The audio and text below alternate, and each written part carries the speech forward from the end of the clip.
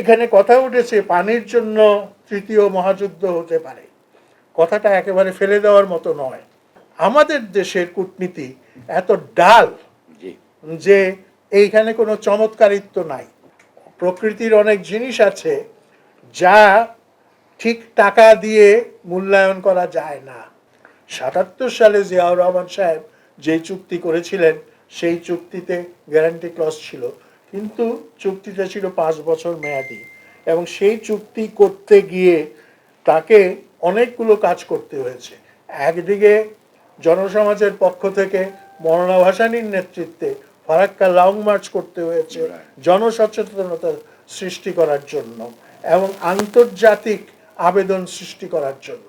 শুধু তাই নয়, মৌলানা সাহেব যখন লং মার্চ করেন তখন ইন্দিরা গান্ধীর সঙ্গে তার পত্রালাপ হয়েছে এবং ইন্দিরা তাকে চিঠি লিখেছেন, তিনি ইন্দিরাকে চিঠি লিখেছেন এবং এই পত্রালাপের মধ্য দিয়ে ভারতীয় যে অ্যাটিটিউড, যে দৃষ্টিভঙ্গি, তারও কিন্তু প্রতিফলন হয়েছে।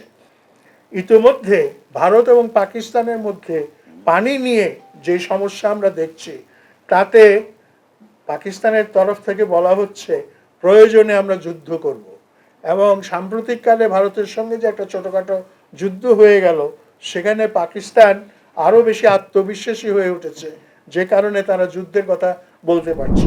আমরা পদ্মা ব্যারেজ করছি, তো যারা পরিবেশবিদ, বিশেষ করে যারা পরিবেশের মধ্যে স্ট্রং সাস্টেইনেবিলিটিতে বিশ্বাস করেন, তারা কিন্তু কোনো রকম বাঁধ দেওয়া, ব্যারেজ নির্মাণ করা এর বিরোধী।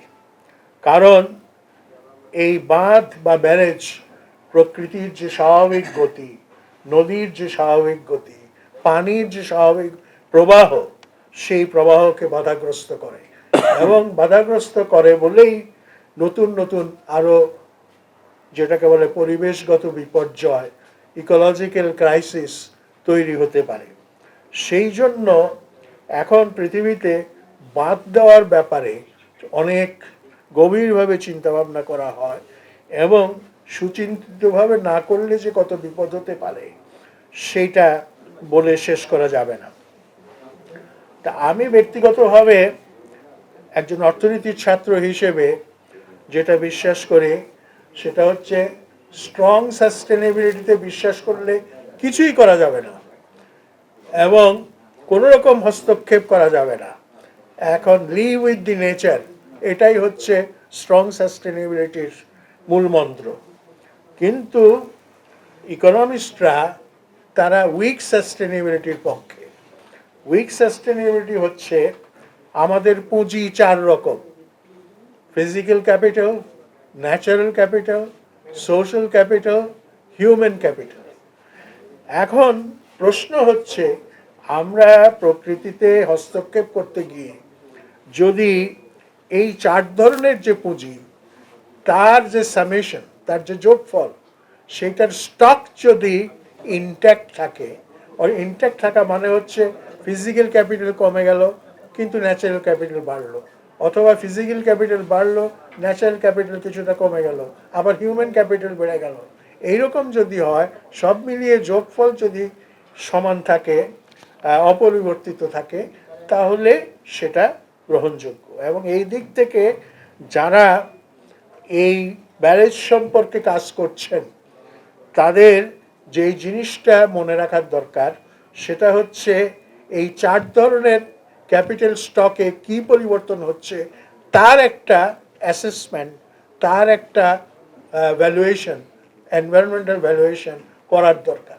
এবং সেটা করতে গিয়ে তাদেরকে আরও কিছু কঠিন এক্সারসাইজ হয়তো করতে হবে। সেটা হচ্ছে যে ভ্যালুইং দি ইনভ্যালুয়েবলস। প্রকৃতির অনেক জিনিস আছে যা ঠিক টাকা দিয়ে মূল্যায়ন করা যায় না, টাকার অঙ্কে মূল্যায়ন করা যায় না। প্রজাপতির পাখায় যে বর্ণাঢ্য যে রঙের মিশ্রণ আছে, সেটাকে আপনি বাজারের টাকা দিয়ে মূল্যায়ন করতে পারবেন না। তেমনিভাবে একটা ব্যারেজ করতে গেলে তার আশপাশের এমন অনেক সুন্দর জিনিস এখন আছে হয়তো, সেটা হয়তো বিলুপ্ত হয়ে যাবে, তো সেইখানেও আপনার একটা ভ্যালুয়েশন করার দরকার আছে, কারণ শেষ পর্যন্ত আমরা মানুষ যদি প্রকৃতিপ্রেমী না হই তাহলে কিন্তু আমরা সত্যিকারের ভালো মানুষ হব না। এখন প্রশ্ন হচ্ছে এই ব্যারেজ করার উদ্দেশ্য কি? উদ্দেশ্য হচ্ছে যে আমরা ভারত ফারাক্কায় বাঁধ করার পর থেকে আমরা আমাদের প্রয়োজনীয় পানি পাচ্ছি না, এবং আমরা তাদের সঙ্গে 30 বছরের চুক্তি করেছে, আওয়ামী লীগ সরকার করেছে, কিন্তু সেই অনুযায়ী কিন্তু পানি পাওয়া যায় নাই, এবং সেই চুক্তিতে গ্যারান্টি ক্লজ ছিল না। 77 সালে জিয়াউর রহমান সাহেব যে চুক্তি করেছিলেন সেই চুক্তিতে গ্যারান্টি ক্লজ ছিল, কিন্তু চুক্তিটা ছিল 5 বছর মেয়াদি, এবং সেই চুক্তি করতে গিয়ে তাকে অনেকগুলো কাজ করতে হয়েছে। একদিকে জনসমাজের পক্ষ থেকে মওলানা ভাসানীর নেতৃত্বে ফারাক্কা লং মার্চ করতে হয়েছে জনসচেতনতা সৃষ্টি করার জন্য এবং আন্তর্জাতিক আবেদন সৃষ্টি করার জন্য। শুধু তাই নয়, মওলানা সাহেব যখন লং মার্চ করেন তখন ইন্দিরা গান্ধীর সঙ্গে তার পত্রালাপ হয়েছে, এবং ইন্দিরা তাকে চিঠি লিখেছেন, তিনি ইন্দিরাকে চিঠি লিখেছেন, এবং এই পত্রালাপের মধ্য দিয়ে ভারতীয় যে অ্যাটিটিউড, যে দৃষ্টিভঙ্গি, তারও কিন্তু প্রতিফলন হয়েছে। আপনার BM আব্বাস সাহেবের যে বই আছে, দুটো ভার্সন, একটা ইংরেজি একটা বাংলা, এটাতে মওলানা সাহেবের চিঠি কিন্তু উদ্ধৃত করা আছে, আপনারা পড়ে দেখতে পারেন। আচ্ছা, এইটা একটা কাজ জিয়াউর রহমান সাহেব করলেন, যে মওলানা সাহেবের যে অভিজ্ঞতা, তার যে নেতৃত্ব, তার যে জনগণের মধ্যে গ্রহণযোগ্যতা, প্লাস ভারতীয় উপমহাদেশের রাজনীতিতে তার প্রভাব। মওলানা সাহেব যখন কথা বলতেন ইন্দিরা গান্ধীর সঙ্গে, তখন মওলানা ইন্দিরা গান্ধীকে বলতেন প্রিয়দর্শিনী। প্রিয়দর্শিনী মানে হচ্ছে যে রবীন্দ্রনাথ ঠাকুর যখন ইন্দিরা গান্ধী শান্তিনিকেতনে পড়তে যান তখন তাকে প্রিয়দর্শিনী নামে অভিহিত করেছিলেন।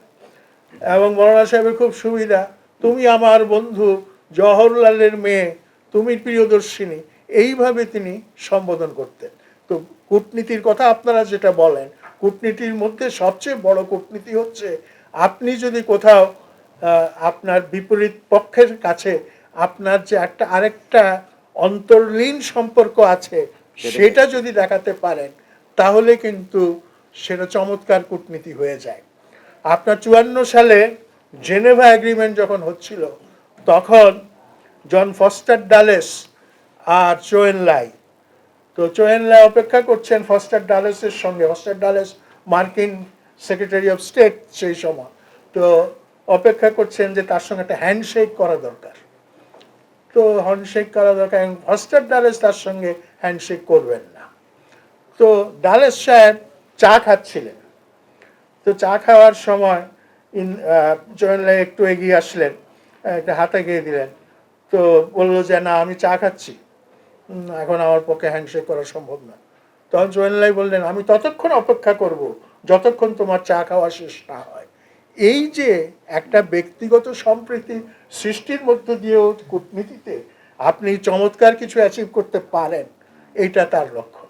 আমাদের দেশের কূটনীতি এত ডাল যে এইখানে কোনো চমৎকারিত্ব নাই, এবং চমৎকারিত্ব নাই বলে আমরা অনেক সময় অনেক কিছু অ্যাচিভ করতে পারি না।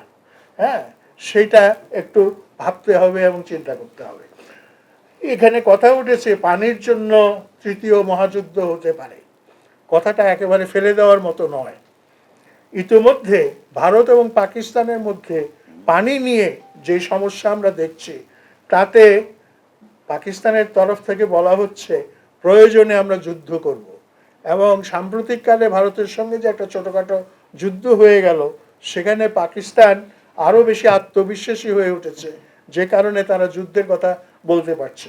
এইখানে আসুন, 1960 সালে যখন ভারত আর পাকিস্তান ইন্ডাস ভ্যালি এগ্রিমেন্ট করলো তখন এটার মধ্যস্থতা করেছিল বিশ্ব ব্যাংক, ওয়ার্ল্ড ব্যাংক, এবং আমার যদ্দূর মনে পড়ে ইউজিন ও ব্ল্যাক এটার মধ্যস্থতা করেছিল। তো সেই সময় পাকিস্তানকে কিন্তু ভারত কম্পেনসেশন দিয়েছিল, ক্ষতিপূরণ দিয়েছিল, যে বাঁধটা যাই করা হচ্ছে নদীর পানি ভাগাভাগি করা হচ্ছে। এই ভাগাভাগির ফলে পাকিস্তানকে কিছু কিছু আপনার স্থাপনা তৈরি করতে হচ্ছে, কিছু এস্টাবলিশমেন্ট তৈরি করতে হচ্ছে, এগুলিতে বিপুল অর্থ বিনিয়োগের প্রয়োজন আছে। সুতরাং সেই ক্ষতিপূরণের জন্য ভারত কিন্তু তখন পানি দিয়ে, মানে টাকা দিয়েছিল, কম্পেনসেশন দিয়েছিল।